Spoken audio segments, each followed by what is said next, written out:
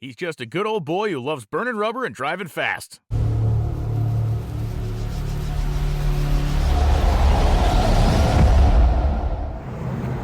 All right, Donna let me loose in the Durango.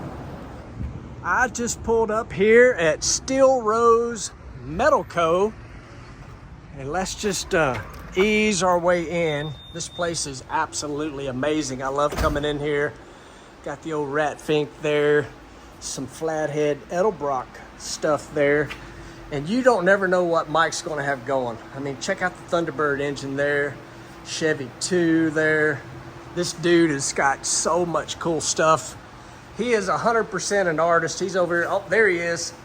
There's Mike right there. So I'm just blasting in here YouTubing, brother, like I own the place. I hope that's all good. More than welcome. More than welcome. Always welcome. All right, tell everybody where we're at. I did say we're at Steel Rose Metal Co., but my first question before we kind of take a shop tour is, where'd the name come from? That's a little different. Yeah, so I actually got a lot of hassle about the name from a lot of my people. They're like, it doesn't say anything about hot rods, doesn't say anything about custom cars. How are people going to know what it is? And it does get misconstrued a lot. But basically, it's kind of a personal story, really. I named... Those are the best. Yeah, I named the shop after our daughter that house. Her name was Delilah Rose. Yeah.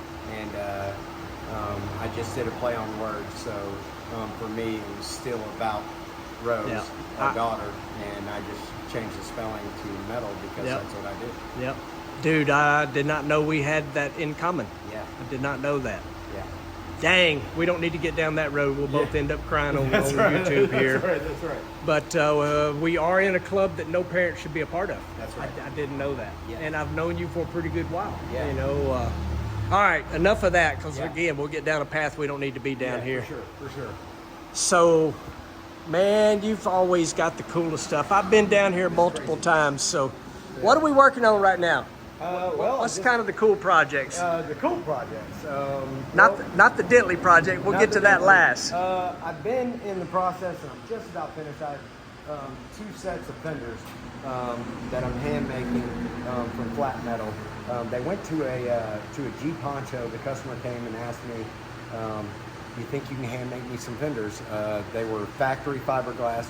You can get them reproduced fiberglass, but he wanted them in steel, and so we went back and forth about it, and I was like, man, hand making fenders is not a cheap. lot of time. So if you want cheap, you should probably get those. And he's like, now I want them metal. So I started recreating Jeep Honcho fenders out of flat metal. So this is one of the fenders. Yeah, that's one of them. Wow. And what year Jeep would this be? I think it's like a 1977. Okay, so it's not a real old one then. Not super old, and I didn't know they existed. Low production numbers, real low production numbers. I want to say it was like somewhere in the 13,000. Wow. And it kind of looked like somebody took a box Chevy truck and put a bunch of Jeep stuff on it. Right. It was a Jeep grill. I mean, in fact, when we first started talking about this, I'm like, I think this is like 76, 10 step-side fenders, and they're pretty close. Yeah. And he's like, no, I want them to be made to the specifications of the Jeep. So you literally started with flat. This Flat is metal. flat metal. Flat metal. And it's probably, I want to say that it's 12 pieces total. Handmade and formed and then welded and fitted. So this is like all rolled. All this you did. Yeah, a lot of English wheel. Yeah. I'm kind of strange when it comes to metal shaping. Like a lot of metal shaping guys are like, they're either power hammer guys / plenishing hammer guys, or they're wheel guys. So they do English wheel and bead roller. I like it all, so I'll mix it to where it's not supposed to be mixed or it's not commonly mixed. So I kind of do a mix of all of it. That's freaking crazy, whatever dude. works. I'm into whatever works. That's so cool. So the hard part to me, obviously, I don't know how to do that, but so you made one. Now you got to duplicate it. Yeah, I've already done that. You're already on number 2 right there. Yeah. Heck yeah. Yeah, that's kind of the tricky part. And the funny thing is, I hate making things twice. I love making one-off things, but in car world and in motorcycle world, you got to make duplicates. Yep. So, yeah, you make one side and then you make the other side to match it. So if I was to ask you, like, what are you most known for? I know what I think you're most known for, but I want to see what you say. What do you think I'm most known for? Chop tops. Yeah. Chop tops. Yeah, I'm known for that because I do it a lot at shows. Yep. The last show that we did down in Tupelo, I took a bunch of my handmade parts, and I was really, I guess I just assumed everybody knew that I handmade parts. I was really surprised at how many people that have known me for years that are like, wait a minute, what, you made this from flat metal? Like, yeah, that's what I do. I handmade Right. parts out of metal. So I guess a lot of people really didn't know that about me. Yeah. I took my dash that I made to that ute, and even like George, he was like, "You didn't make this." George Poteet, Yeah. for y'all not knowing. Yeah, he's like, "You didn't make this out of flat metal." I'm like, "George, I made that out of flat metal. Have you ever seen a dash that looks like that?" He's like, "Well, no, I can't say I have." So yeah, that's kind of my thing. So you mentioned doing a chop at a show. Tell everybody what that is. I know what it is, but everybody watching will not have a clue. Yeah, so we, normally show promoters will contact me and say, hey, we're interested in you guys coming out and doing something. They normally leave it kind of open-ended. So sometimes we'll do chops. The last show, we took a 4-door Buick. We turned it into a 2-door Buick and chopped the roof. So we lowered the roof 6 inches. Turned it into a 2-door in the 3 days of the show. So literally rolled in an old Buick, Yeah. 4-door. Cut the roof completely off of it. Disappeared the 2 back doors, but didn't just like weld those up because that's common. We also stretched the front doors, which is the hard way to do it because I'm hard-headed and Right. foolish. Well, it looks correct that way. Right. So, that, and we could have bought a set of 2 doors for the Buick. Right. It made it easier on ourselves, but I don't like things that are easy. Yeah. So I'm like, for me, it's like, how far can we push the envelope? So, yeah, I think we found our limit that show. I really did. I mean, we got everything pretty much together and all in place, and it looked correct. It probably still had 150 hours Right. of welding to do on Right. it. But she was tacked together and looked like a chop top Look like Buick, completely 2-door. car. Yeah. So we do that commonly, amongst other things. There was a show at a drag strip. We went to the parking lot with a trailer full of scrap parts, and it was all late 20s, early 30s stuff, with a random like 40s motor and blah blah blah. And me and my group of guys showed up in the parking lot, unloaded the trailer, turned it into a car, and then drove it around the parking lot by Sunday afternoon. Golly, dude. It was a catastrophic amount. Yeah. But hats off to my guys. Yeah. Because they're always down to come and do something. They're like, Some wild idea you had? yeah, most of the time they're like, I'm never doing this again by the end of it. But then sure enough, the next show I'm like, hey, I'm thinking about doing this. They're like, all right, count me in, we'll do that. So another cool thing you do is shop days. Yes. You call it shop days. Yeah, Tell call it shop days. Tell us about that. Fall through winter. So we dog it off during the spring and summer, but fall through winter, twice a month, we basically do an open house. Any and everybody's welcome to come. We do it 100% free. We don't charge anything.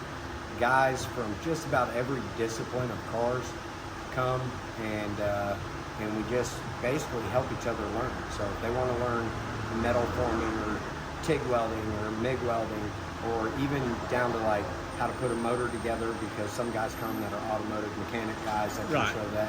And basically we just try and build up the guys that are in cars, and it spans. It's crazy the years, like I've had 14-year-olds come, every shop night for an entire, winter time, to 84-year-olds come to learn how to better do what they're trying to do at their home shop, So Man, that's freaking cool. So Yeah, it's you're fun. basically passing knowledge. that's the goal. Passing knowledge. That's the goal.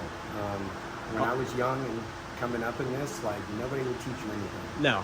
like it was like a secret. Yeah. You know, I don't want to teach you this because you'll take my business. Right. It's like, man, if I can learn that in the 2 days of hanging out with you, then I should probably be doing it anyway. So I didn't want that to be the case once I got out on my own. I'm like, man, I want to teach as many people as possible. Yeah. Heck yeah. I'm not worried about competition. In fact, as much work as there is, I would love it if one of those guys that I helped come up moved in next door and send me work. Right. Yeah, I think he's not busy. So what's some of the cool projects right now? We talked about the fenders. Yeah, that is a 1965 El Camino that I turned into a station wagon. That was not a station wagon. No. I handmade the entire roof, all of the design of it, how the B pillar and the C pillars line up. It's still the factory El Camino tailgate, but I kind of made it clamshell with the factory El Camino rear glass. So right now, currently on it, of course, it's in a wreck shape. I haven't worked on it in a couple of weeks.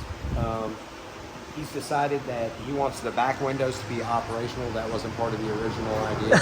Oh boy. So I have to make the back windows roll up and down, and a locking mechanism for the back hatch because we are in Memphis, Tennessee. Yeah.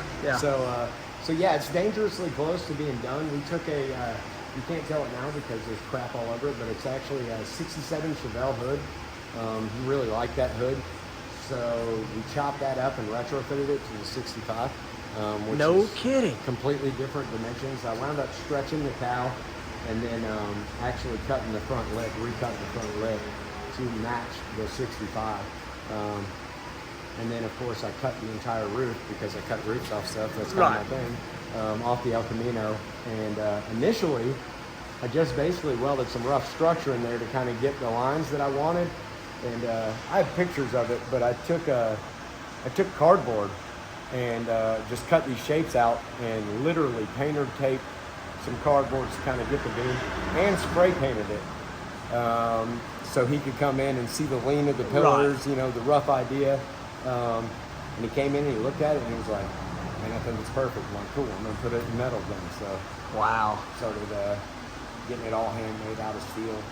And That's freaking crazy, dude. You even got like, yeah, there's a B-bolt pattern. Yeah. And an inset. The idea behind that was, you know, I've driven station wagons and like when you're backing out of the driveway and it's raining, you know, you have like 87 gallons of water that comes over the front window. Yeah. So I didn't want that to happen, so I kind of did an inset to where essentially it's just the cab of a El Camino. coupe. Yeah. An El Camino.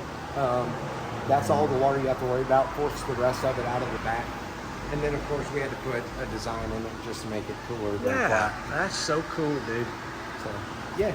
Man, we could go on and on and on. He's always got so many cool things going. We did not even touch on any of this over here. You got work to do. Lots. I got work to do, but the reason we ended up down here at Steel Rose Metal Co., y'all know about this. It's been a pain for me and now you. Yeah. 3.0. Yes, exactly. Knock on metal. This one's going to hold. Hopefully, if I have some other problem that everybody keeps telling me about in the comments of what I got wrong, it won't break that. It'll break somewhere else. That's the goal. Yeah. So, Find the next week link. Because if it breaks this, then I got to warranty it, right? I don't know. It's kind of hot rod race car parts. No warranty involved in that. That's for sure. So what'd you do? Everybody had ideas. I'm going to give y'all a refresher in case you didn't watch. So when we were on the dyno, it cracked here. The first time, me driving it down the street, it cracked here. And I brought it down here and I told Mike just weld it up and he just welded it up. We thought it was just whatever. We did not realize we were going to have multiple attempts at this. Yeah. And so this time it cracked right here before we really turned the boost up, and I brought it to you and just said, have at it. Yeah, so basically my thought process is this was like blowing into a paper bag. Yep. Right, you boost it, of course it's aluminum, it's gonna flex. It's only 090 aluminum, it's not like super thick. So of course it's gonna flex. And I think that's what was weakening the weld. Initially I was gonna put some like round rod supports to go through to keep that. But then I was like, it's still gonna flex around those. Right. And it's just gonna be another point for it to break and leak. Right. Was basically what I came up with. So what I did is I took a piece of 8 aluminum, so it's much thicker than the aluminum. Made a shape. Now the original weld is actually halfway through here, so I overlaid the weld. Well, I wound up recutting the top back off of it, re-welding the top, and then once I got that re-welded and everything, then I cut this shape and made an 1/8 inch plate to basically bridge over the top of what was breaking to begin with. So it's stiffened all of this up.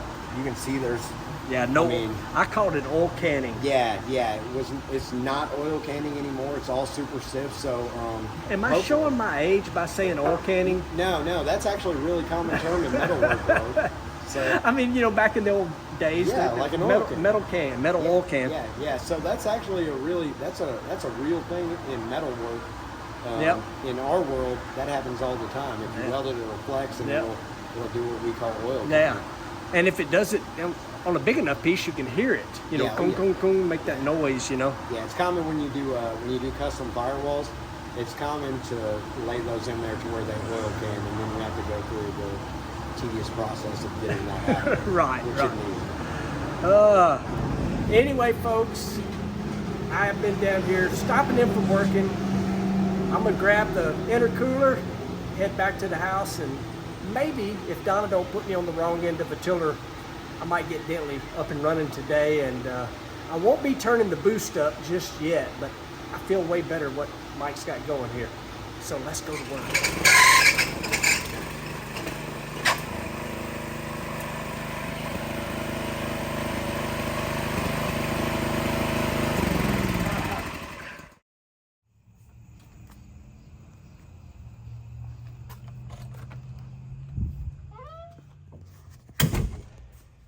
All right, I know that was a little bit different.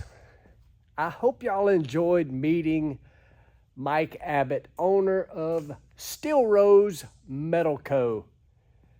Cool guy, does a lot of really interesting work, and also a ton of different kind of charity things.